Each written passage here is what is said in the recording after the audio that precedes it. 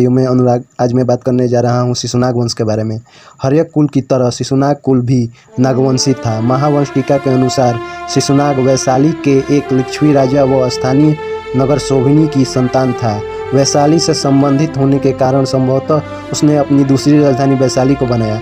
शिशुनाग हर्यक वंश के अंतिम शासक नागदशक का अमात्य तथा बनारस का गवर्नर था।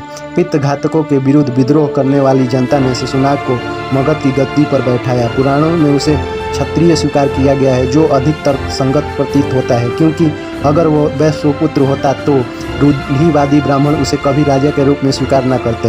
वैशाली जो उसके समय की प्रधान राजधानी थी बन गई थी। मुख्यतः बुज्जी संघ पर कठोर नियंत्रण स्थापित करने के लिए ऐसा किया गया था। शिशुनाग के शासनकाल की प्रमुख घटना अवंती का मगध में विलय था। प्रद्योत की मृत्यु के पश्चात अवंती के सिंहासन पर कोई ऐसा शासक नहीं हुआ जो मगध की साम्राज्यवादिता से अवंती की रक्षा कर सके। गृह युद्ध ने उसे और भी निर्बल बना दिया। शिशुनाग द्वारा पराजित अवंती नरेश अवंती वर्धन था। अवंती पर विजय से मगध की साम्राज्य पश्चिमी सीमा मालवा तक विस्तृत हो गई तथा पाटलिपुत्र से भड़ौच जाने का व्यापारिक मार्ग अवंती से व्यापार का भी अभूतपूर्व रास्ता बन गया।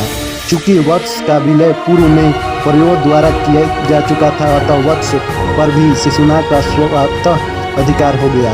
भंडारकर के अनुसार इस समय कौशल भी मगध की अधीनता में आ गया। इन विजयों से मगध राज्य एक विशाल साम्राज्य में तब्दील हो गया तथा उत्तर भारत के वे सभी राज्य आ गए जो बुद्ध के समय थे। शिशुनाग ने 412 ईसा पूर्व से 394 ईसा पूर्व तक शासन किया। उसके बाद सिंहासन पर उसका पुत्र कालाशोक बैठा। दिव्यवदान के अनुसार इसे काकवर्ण भी कहा गया है। वह अपने पिता के समय काशी प्रदेश का शासक रह चुका था। उसने अपनी राजधानी पुनः पाटलिपुत्र स्थानांतरित की, जो तत्पश्चात दीर्घकालिक समय तक मगध का राजधानी बना रहा।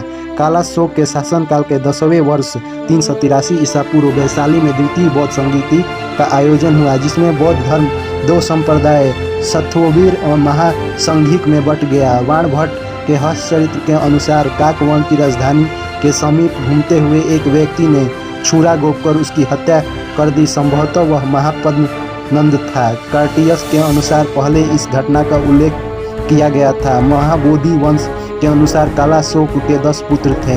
भद्रसेन, कोडलवर्ण, मंगूर, सर्वज, जलिक, उभाक, संजय, कौरवज्ञ, नंदीवर्धन, पंचामिक, जिन्होंने शामिल 22 वर्षों तक शासन किया। नंदीवर्धन या महानंदी शिशुनाग वंश का अंतिम शासक था।